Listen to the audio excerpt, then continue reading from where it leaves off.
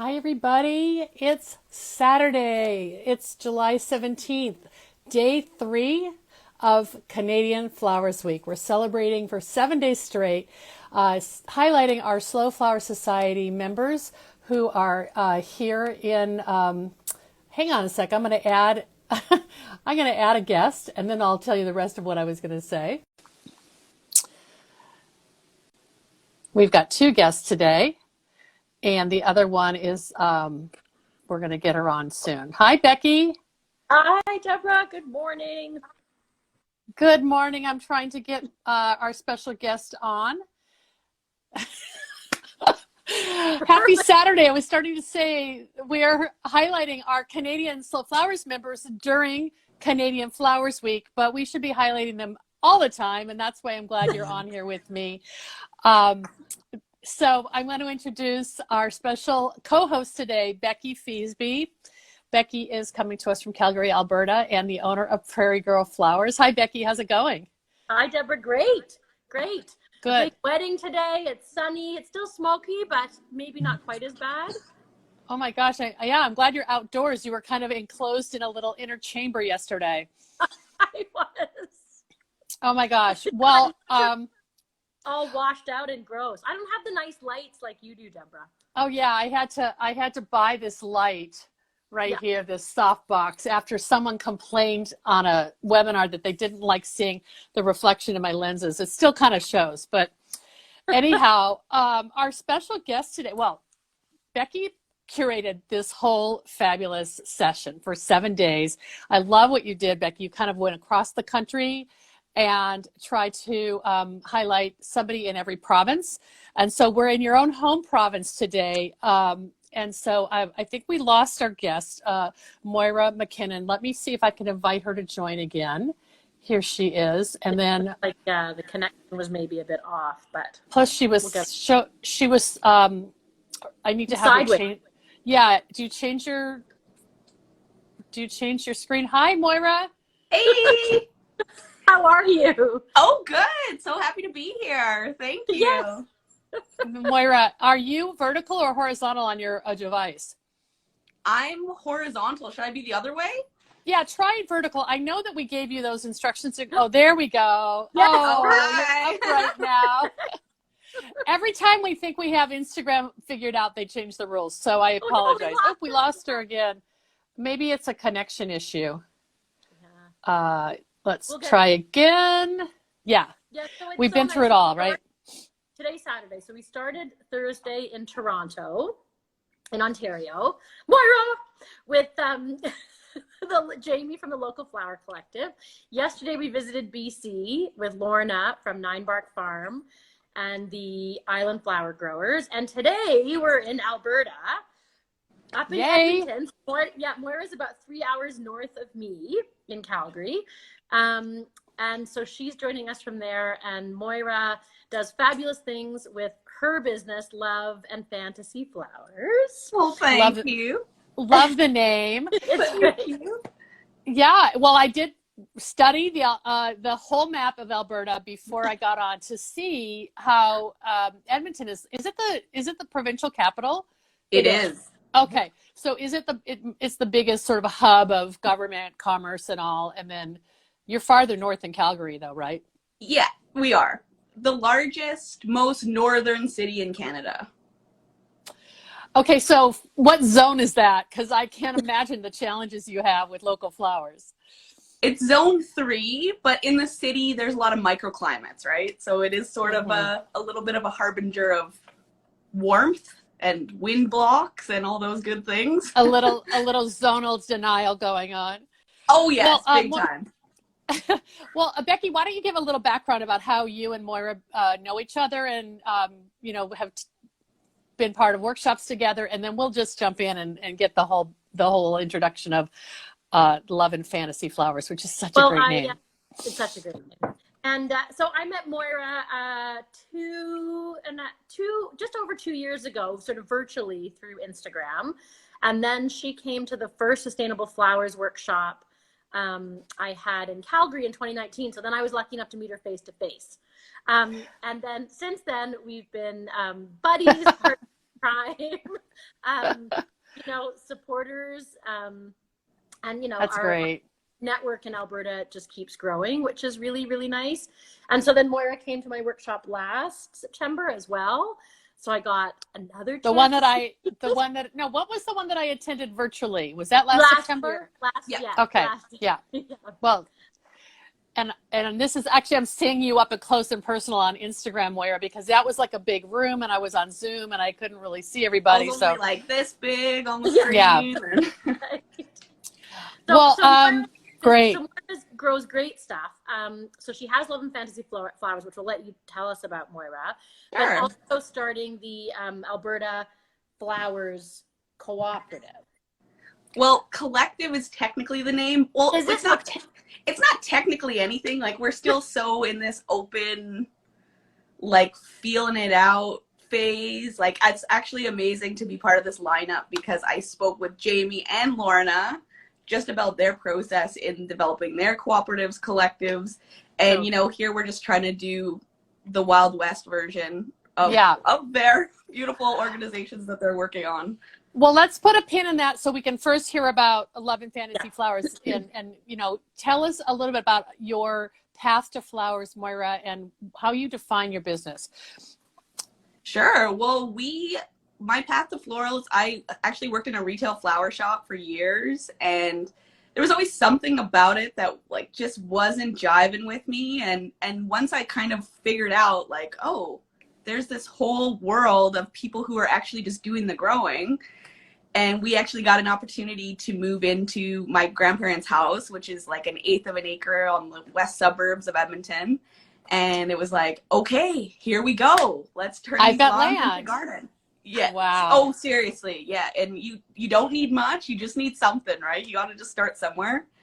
Wow. And so you're literally growing mostly right in the soil. Do you have greenhouses or high tunnels? Yeah, I have hoop structures, so like just kind of over my beds, and then we do have a high tunnel, which is just like a kind of cheapo kind of thing. Yeah, totally. Just something to create a microclimate again, and it has helped us a lot. Yeah. Becky, do you use those too? No, I don't have a high tunnel. I'm like the lowest tech.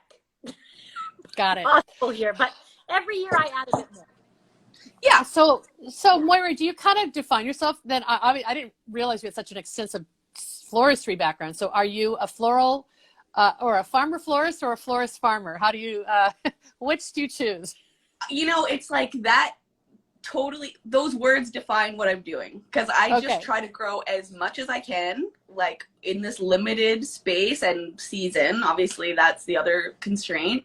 And then we just support other local farmers. Like we find other people in the region that are growing amazing stuff in larger quantities, and then we use that stuff to make our market bouquets. And then what we do is we bike in a little like chuck wagon to our little west side market, and it's kind of fun. Moira has these fabulous bumper stickers that say "honk if you love local flowers."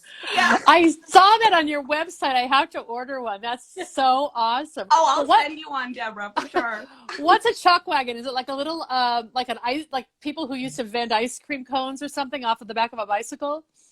It's not that high tech. Like think even just like the old school like Oregon Trail type like chuck wagon. Like it has that covered wagon, and then so it just hitches onto the back of the bike, and so it's a little bit longer than the first trailer we had, which was like, and so I'm my legs are feeling it this year. I was like serious cardio. Forget the Peloton. You don't need that. Jeez. I don't need Peloton. I just put my like Italo disco on, and I just get it.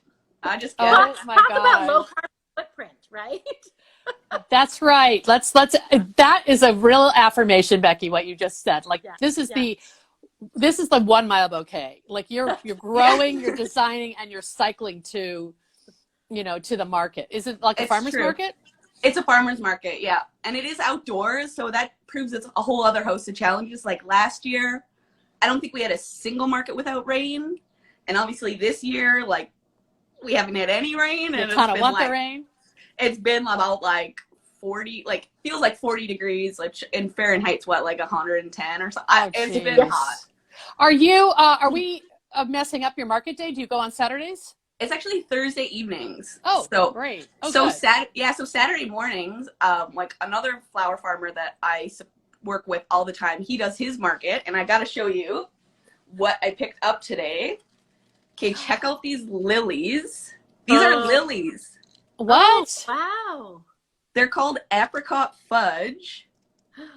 I've never seen anything like that before. Aren't they just incredible? Like, I just bought them all, like, basically. They're so cool. So I'm actually... Apricot fudge. That's apricot fudge. Put it on your list. So mouth-watering. Yeah, they look like roses. Like, Jack he's like, no, they look like tulips, because he's a tulip guy. So, so they did. I was thinking they looked like roses, like when I first saw them. Yeah, totally. And so I'm growing these in my yard. I grow these as well, but I grow like a fraction of what the market is demanding. So for me to see him like with buckets of these things, it's like, okay, we can make some apricot fudge bouquets this week. Oh, will you post them? You have to post them because I want to see how they look when they open. Because that's it's an alien to me. That, you know, when the rose lily was introduced, everybody was so freaking excited about that. But lilies are hard to design with because they're so large and stiff. And I'm wondering what this is going to be, you know, with that shape. Yeah, I'll pull like a single one out just to show you. Like, it looks so cool. I love it. We get show and tell, Becky. Oh, look, they're so cool. So it starts by sticking this part out first. Here, let's see if I can find a... Yeah, I can see that. In my maximalist kitchen, it's hard to find a blank wall. No, it's great. We can see it. Yeah, all right, you've educated us all. Wow. Oh, good. That's insane. Good. Apricot fudge.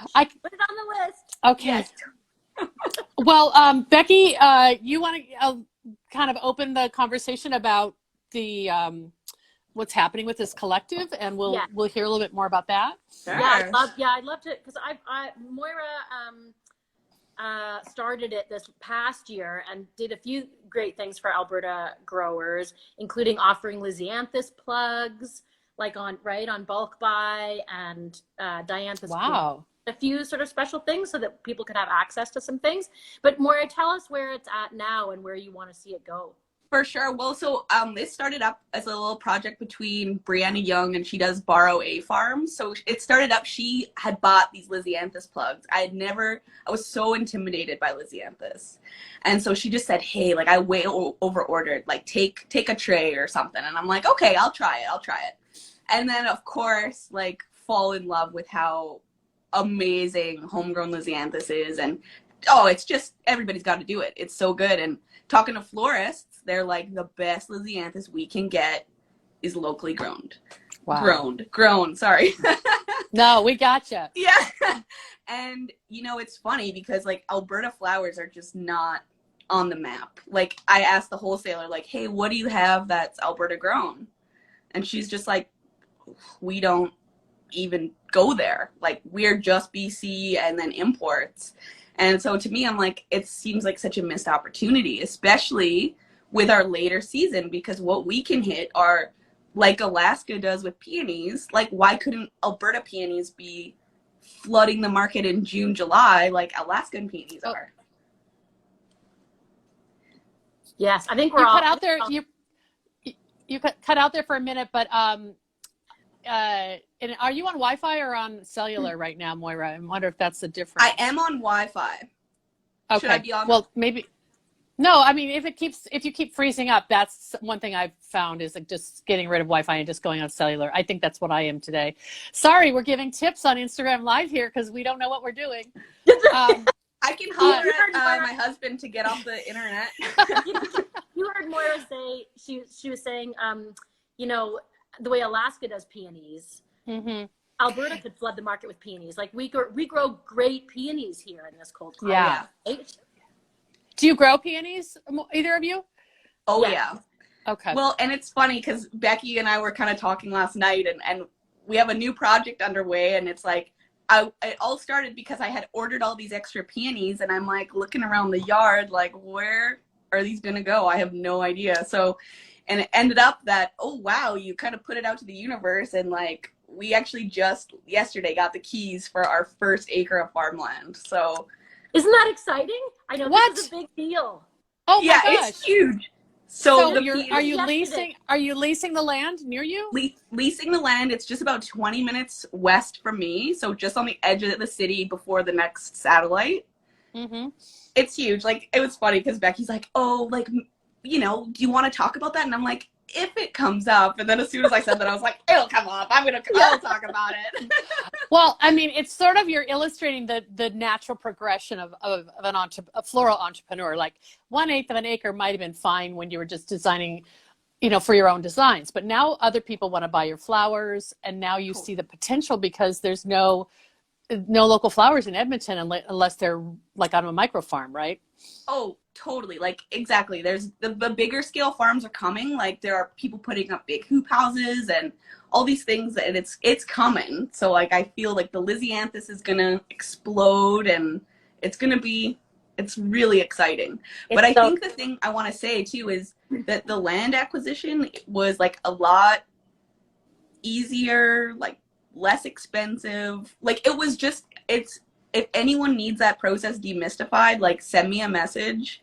I will help you. And I got help through the Young Agrarians. And I just think if you want that land, like, get it. Wow. Seriously. Right. Because that's the barrier to entry for a lot of new and young farmers, right? Totally. You think like, oh, it's going to cost me like more than my mortgage or whatever it might be. And it's like, oh, it's not. It costs you like sweat equity, I think, is basically the cost. That's awesome. As Moira said yesterday, she goes, well, right now it's kind of a thistle farm. Yeah. Soon it'll be a farm. Yeah. Totally. You need to get some, you know, ruminants in there to eat that thistle, right? Start a goat farm too. Actually, that's funny because the neighbors, there's like a little no-till kind of organic like farm stand that they do, and they're looking to get goats, and they're like, the first thing we'll unleash them on is your thistle farm, and it's like perfect. Jeez, oh my gosh. So okay, so it sounds like you've got all these pieces. You've got Love and Fantasy Flowers, which is really the design focused business. Yeah. Now you've got this extra acreage, and you have the Alberta Flowers Collective / Cooperative. I mean, is it sort of like all these converge together in the brain of Moira? I mean, that's amazing. Yeah, it's true. Well, I feel like the collective is going to get its own legs. Much like how the ones on Vancouver Island and Toronto have sort of, they grow past the founders, you know, and I hope that happens here. And I think, like, I'm seeing people kind of teaming up in central Alberta and everywhere. Like, the regional groups are forming and saying, oh, like, you're going that, like, oh, it'd be great for this wedding, and just doing this kind of trading, and it really is just going to enrich these bouquets that we're making. And I think that's ultimately like the goal. We just have to, you know, get people enchanted with the possibility of local flowers. Like, I think it's like, oh, I can't grow it all on my 1/8 of an acre. I guess I'll just sell like grass, or I don't know what. You think like, oh, I can't do it, but why not just reach out and work with your neighbors and your friends and in the city or in the counties or. Absolutely, yeah. I think the point about the Lisianthus plugs, and it sounds like things like peony roots, things that you're needing to buy, the more quantity, you're getting a better unit price. Yes. Are those items just, were they previously hard to get through brokers or in the nursery trade in the province, or is it just not on anyone's radar? Yeah, like, it's just, there's high minimums, and there's also nothing like super local. Like, pretty much these are coming, the plugs are coming from California. Like, that's just the reality of it. Like, there is one on the other side of Canada in like New Brunswick, I think, is maybe where Jolly Farmer's out of. I'm not exactly sure. Yeah. But there's so like a lot of just logistics that make it hard too, and like the shipping, I think, the shipping is almost more from New Brunswick than California, and you think like distance wise, like it is. New Brunswick's probably farther than California from Alberta. That's just it. Yeah. So, and the whole idea is like you're still supporting like a smaller enterprise to help smaller enterprises grow bigger. Like, that's the thing. If you can grow 100 feet of Lisianthus, not only like are you gonna be like, holy crow, I grew that. Like, it's like you get to supply all of that to your community. Well, Yeah. one of the things that makes me wonder about is Becky has talked with me quite a bit about the how do I say this in a not negative way? There's some apprehension or resistance to locally grown flowers among the conventional floristry industry in Calgary. Is that correct, Becky? Would that? I would say that it's becoming less. So I would say more like during the growing season. I think we are running into some problems here, and Lorna touched on that briefly yesterday, just in terms of the expectation that local somehow equals cheaper. Yeah. Mm-hmm. And so I think that that's still a hurdle. Whereas, you know, it's funny. I think that we, at some point, we need to sort of start drawing a bit of parallels to our food.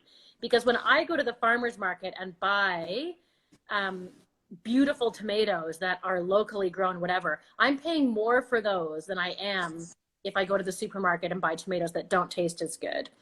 Right. So, right. And it's the same with, you know, your seasonal strawberries are more expensive, right, from the farmer's market often than they would be imported strawberries they're in like the grocery store. So I think we elevate those. We think they're precious. We care about them because they taste better, right? Like because there aren't chemicals on them, so we value that in our food.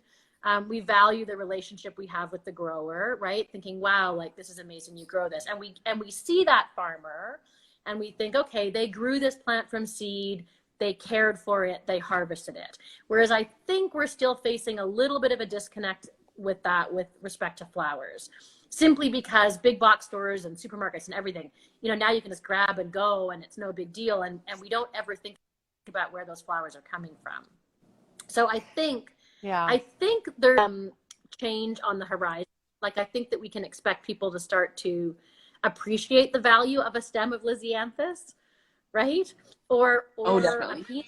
You know, you've bought that bare root, you've tended it for 3 or 4 years before you're even harvesting from it. Yeah, with a peony especially. Well, so Moira, are you wholesaling to florists, or right now is there just not either supply or demand to make that happen? So I do sell to florists because essentially, like any grower, and if you're watching and you live near me, like you can contact me if you have extra stuff because I pretty much will buy anything as long as it's fresh, you know. And then florists will call me and say, "What do you got?" And I'll just say, "Okay, like here, I only need this, so you can have your pick of what is over here." So it definitely has the feeling that it could grow into something bigger, like a local wholesale market. And I think we're going to try and do like a grower's market and just maybe at the farmer's market or an indoor space and just say like, hey, like this is like at least the northern Alberta. Because Alberta is a really big place, so it's quite a lot of work to get stuff from even Calgary, like a 3-hour trek. Yeah. It's not like Becky can come hang out with you every weekend. I mean, you've got to be intentional about it.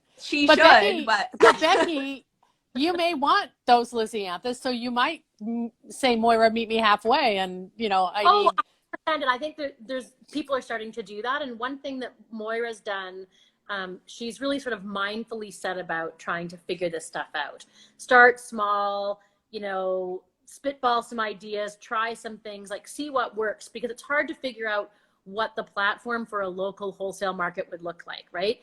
Do you partner with an existing wholesaler who has cooler space, who says you can have access to the floor every Saturday morning, which tends to be, you know, a less busy time, or a Thursday evening or a Wednesday evening or whatever? Do you, find your own, like, how do you manage all that? And so I think that's, you have to try out a few different avenues to figure out what's going to stick. And Moira's been really good about that.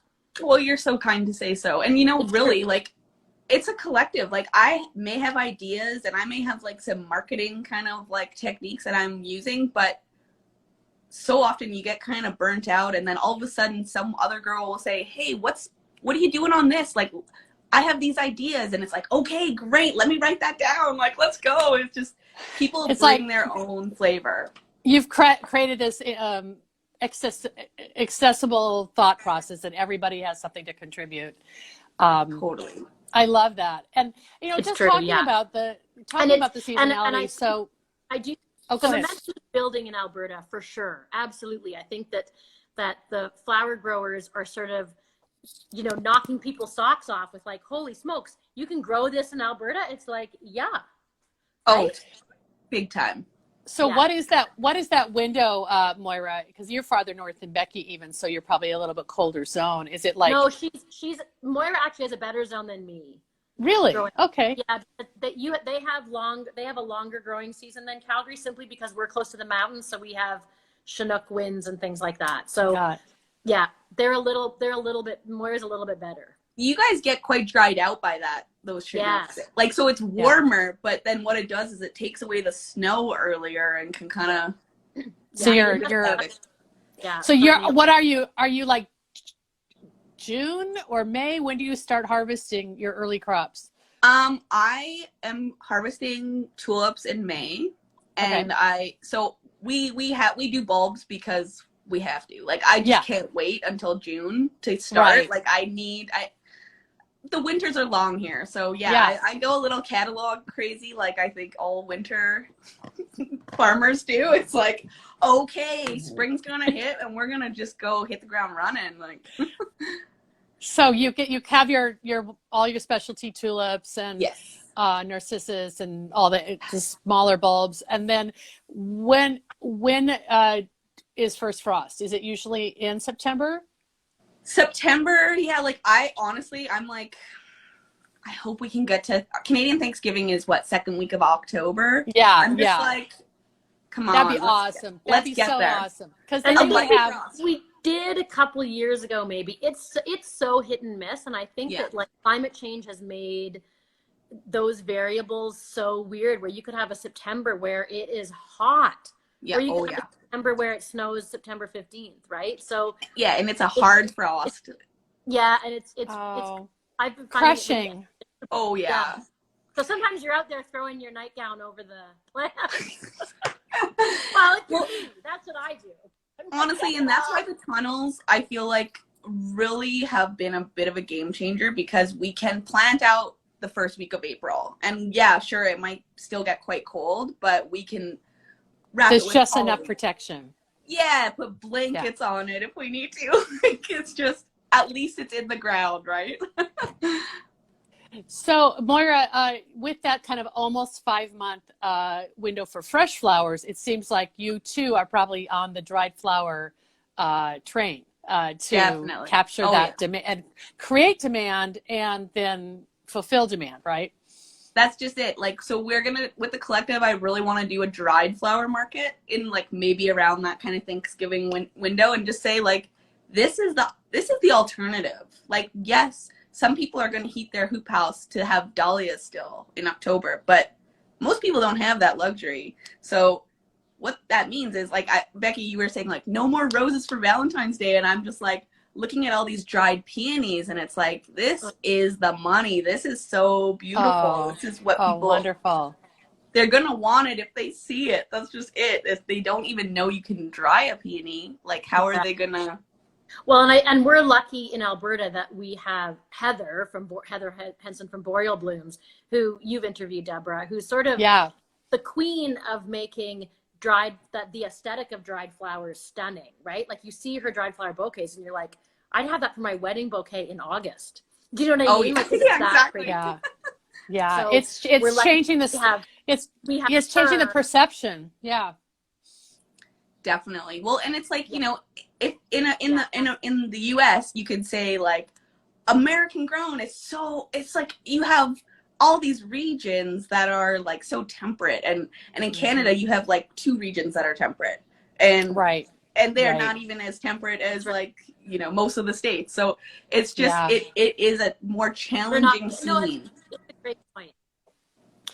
Well, doing the dried flowers will help extend your cash flow too, right? I mean, were you typically working in a flower shop in the winter because you couldn't farm, or what do you spend your winter months doing? Well, usually I'm a waiter, like I'm a bartender, so obviously COVID has been a weird year, so, Yeah. or years, like however long this has been happening. So I haven't been doing that, but I will be going back to that this fall, winter, which I'm actually really excited about. Like, it's that face to face. Like I thrive on that. That's why the market is fun for me, because Yeah. I like interacting with people.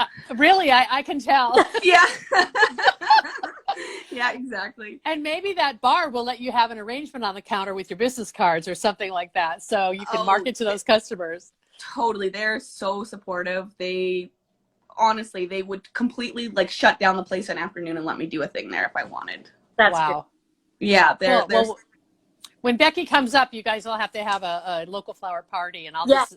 I'll just dial in on Zoom. yes, exactly. Or you just come up too. We'll drink some Okanagan wines. Oh, yeah, you got me on that. Well, okay, perfect.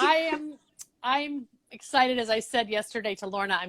My passport is ready as soon as Yes. those borders open.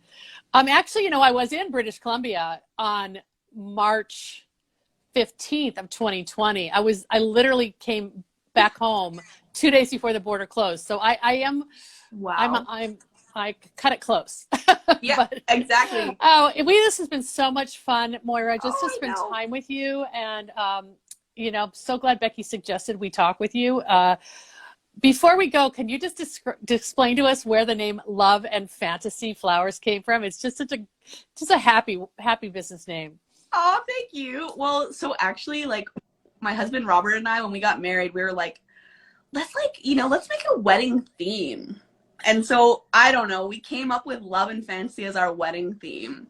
And then after the wedding, we started this little business where we were selling like candles and homemade candles and jewelry and all this. And so we called it Love and Fantasy. And then I was like, this business isn't working. I'm like, I'm going to take that name and we're going to start a flower business. And he's just like, yep, I'm down. Let's go. Oh, that's it's like your brand loyalty. No matter what you're doing, you're going to call it Love and Fantasy. Exactly. And it's like, where did that come from? Like out of thin air, like the best ideas. And you're in the wedding business. So you're designing for weddings so that people get it probably. Yeah, exactly. It's funny sometimes at the market, they're just like, oh, so romantic. Like, oh, yeah. You're like, And yeah, you might just not don't. be able to tell, but Moira's glasses are shaped in hearts too, so you might not. I see that now. Yeah. Oh my God, I love that. Oh, it's all on brand, Debra. Totally, yeah. Do you have little heart nail polish? You probably don't, because I farmers wish. never have. Yeah, I got some dirt nails at the. I think that's really in the season in the farming world.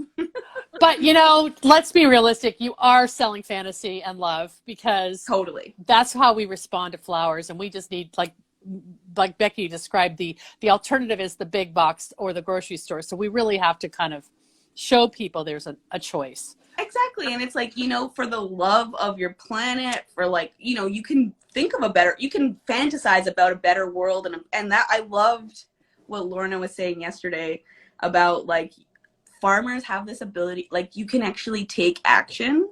Mm-hmm. Like I just was so inspired by that. And I'm like, I'm going to go plant a tree on the acreage this weekend. And I'm just like, one tree, that's all I'm going to do. But it's like something. Do it. I love it. I love it.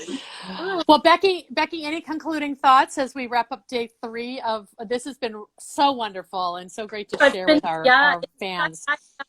I loved what Moira had to say, which I think is going to be the difference, and certainly for any of our American viewers that tune in, is I mean, everybody knows Canada's north, but we don't have a lot of temperate regions here, right? And so it's amazing to me to see all of the great things that are happening with Canadian grown flowers, right? Oh, absolutely. The movement There's is definite momentum. Yeah. And we can get her done here, right? Get her done.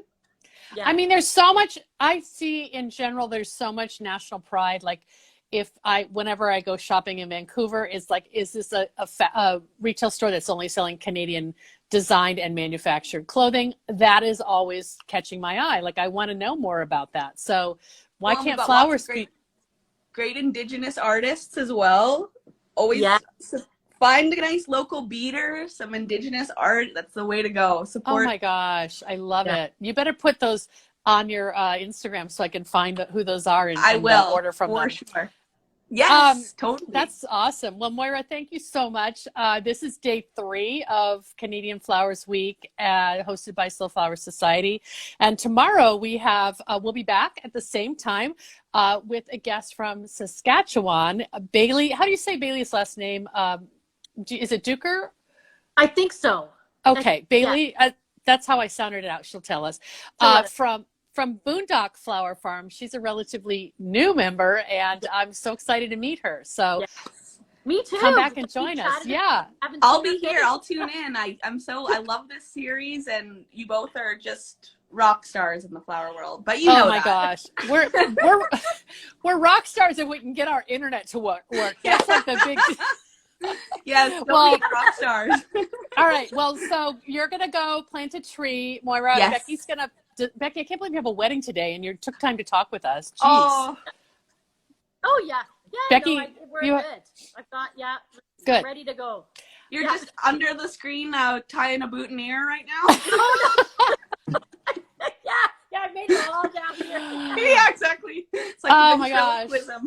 Well, I'm actually going to take a ferry boat to Whidbey Island for the afternoon, which is like I can hardly wait. So maybe I'll post some. Toby? No, I'm not going to see Toby. It's just a dinner party I'm dragging my husband to.